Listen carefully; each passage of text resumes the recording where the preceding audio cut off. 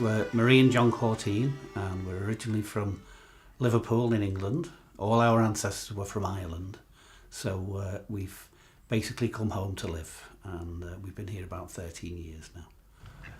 Our passions in life are, certainly music is a big part of our life. Yeah. We love animals, we live in a very rural place. It's a little piece of heaven, is what we say, and you wouldn't want to be anywhere else. On a bad day it's good, on a good day it's fantastic. We were absolutely horrified when they came to tell us they were building turbines, because we said we could sit outside and hear a leaf drop, and we were worried about the noise and worried about them being installed, and not at all happy that they were going to spoil our little piece of heaven. Until they were finished, we were still worried about traffic and different other things. We thought, jeepers, that's big. It's huge. I've seen them from a distance. I've never seen one close up before. And they went up and they carried on with the construction. And as I say now, we've lived with them for some years. And this was a beautiful place before the windmills. It's still a beautiful place with the windmills. We could think of far worse neighbours to have, so we're quite happy with them. It doesn't impact on us at all. When you go and stand underneath one, they're actually amazing to see. Make you dizzy if you look up at them. But as for noise, sometimes we can't hear them in the house at all. And we'd be surrounded by them. I wouldn't know how many there are. There are a lot of them. In the house, we can't hear them at all. Sometimes when you're outside, you can hear a sound from them, which I find is quite a rhythmical sound. I would say that the music that we record up here and we play, the windmills don't feature. I mean, we recorded two very popular albums up here in this tiny studio, using quite sensitive recording equipment, and not a problem, not a bother. The only thing that stops us recording is the rain, but we've got no control over that. So we sort of said we couldn't afford sculptures, because we think of them as being sculptures, and we said we couldn't afford to put sculptures up like this.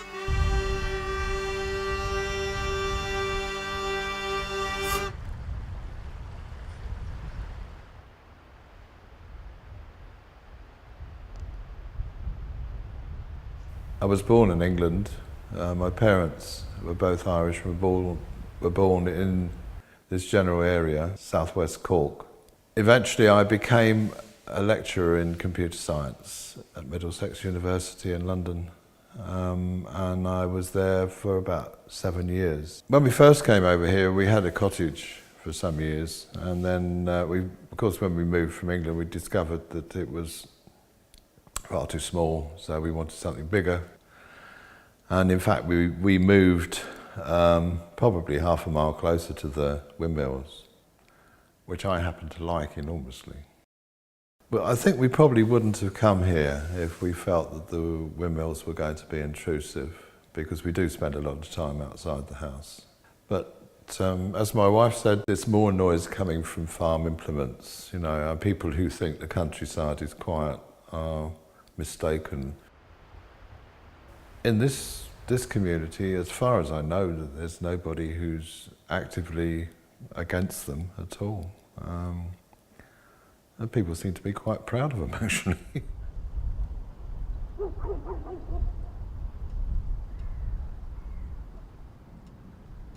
Yeah, my name is Noel Welch. I live here in Upper Mace, Clamars, County Mayo. I have a wife and 3 kids, and we have an equestrian centre. And we have about 50 horses here on the site, and we do a lot of horse lessons here all week long. This area here is the highest arable ground in Mayo. So what I mean is the highest flat ground in Mayo. So I thought it would be suitable for putting up a few turbines. The turbines are 55 metres high. They're 800 kilowatt machines, and they're producing 2.4 megawatts. They'd light Clamars up, my local town. I have 6 brothers and 2 sisters. I think my brothers thought when I was doing it at the beginning, they thought I was mad. They actually said, "What are you at?" And I said, "Well, I think renewables is what we got to start going down the road." And then I applied for the grid. I put my deposit down on the grid and I secured the grid. And the brothers started to say, "Maybe you are doing the right thing."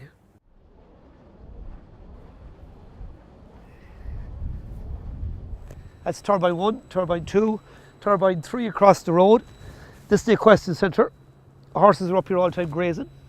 We have no problems with anything. They actually come up here at night time and they sit there, they lie underneath the turbines here because there's all stone up here and they lie up here. Well, people bring horses here all the time for shows, and we've had a show last year underneath the turbines, and strange horses, didn't even look at the turbines, and the horses getting in and out of the boxes there all the time. They never flip or anything. I've never seen any problems with them. I've moved out here, I'm here now about 4 months ago, actually living here. As an owner of horses myself, I mean, I don't see any issue with them. As an owner of the horse and seeing my horses around them, there's absolutely no problem. I mean, they don't even notice them.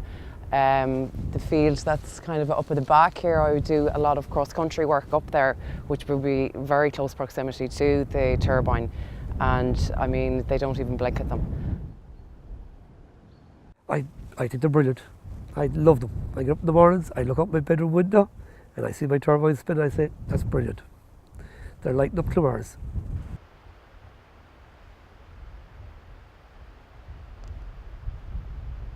The parish of Cork, in which we reside, is situated between, you could say, Bantry, Drumleague, Skibbereen and Ballydehob on the west side.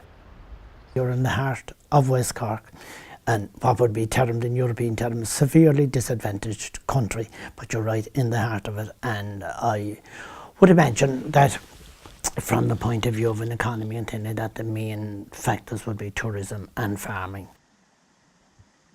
I suppose when the proposal was first put forward, there was no immediate reaction to it, but it was only when the planning permission was granted and we were more or less getting to the development and the planning stage that people began to take notice, and there was quite an amount of resentment to it.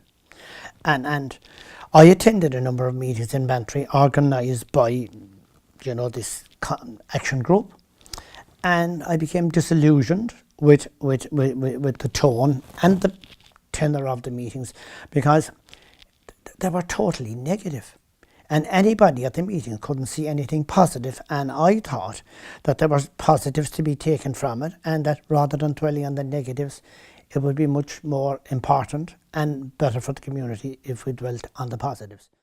It became very divisive in the community, to be honest, but thankfully at this stage, now that the turbines are up and running, all the divisiveness in the community has vanished, evaporated. There's nobody, could say that they fell out with any neighbour or lost friends or anything because of it. But the fact is, as it is presently situated, nobody seems to notice it. Nobody talks about it. Nobody has any interest whatsoever in any aspect of it whatsoever. It is just now part of the land scene down here, and as such, it doesn't impact on the community or anybody in their daily lives or anything like that. One of the things, that disappointed me most of all was the fact that all the media attention was on the one side. The other side, was not catered for. Nobody wanted the views of the people who are supportive of it. All the media attention was on the negative side. And I said that had an impact on public opinion as well. Well, it doesn't impact at all on us here, a number of people near them, who had concerns earlier on are quite happy with them now and said that they're not impacting on their daily lives, making no impact whatsoever. A lot of years ago, we used to live over in the UK, and we lived on the Lancashire coast, and we were in between 2 nuclear power stations, which is Sellafield and Heysham. I'd far rather have windmills than nuclear power stations, dotted around me. Or a big chimney pumping out black smoke with you don't know what's in it. So it's quite happy. They're nice neighbours. Yeah. Well, I think if there's a proposal for wind farms in the area that you live in, I think it would be, you need to do your own research and satisfy yourself that all the information that you're being given is actually factual. I mean, go online. I think there's a lot of information there online now too that will set people straight. I think there's an awful lot of bad publicity put out there on the turbines that shouldn't be there at all. For anybody who's genuinely concerned about the economic state of the country or our future going forward, we have to look at alternative sources of energy.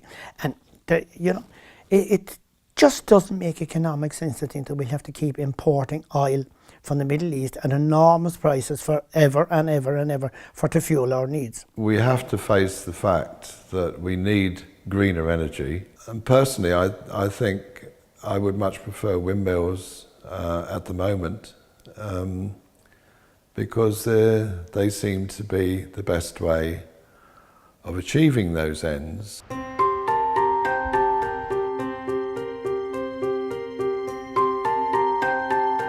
We have to start doing renewables. It's something we have to do. I mean, I'm looking at the solar panels next. We have to use renewables. And the country we're full of wind. Let's make use of it. The one thing that I would hate to happen is that down the road, maybe not in our time and our generation, but down the road, that some morning people would get up and they'd have no power to even cook the breakfast, do their normal daily chores and things like that. And we've wasted all these wonderful opportunities where we can generate electricity from wind. I think it makes an awful lot of sense from the economic point of view, and I genuinely think that any community that gets the opportunity to contribute to it and to be compensated for their involvement, I think they'd be very foolish not to take advantage of it.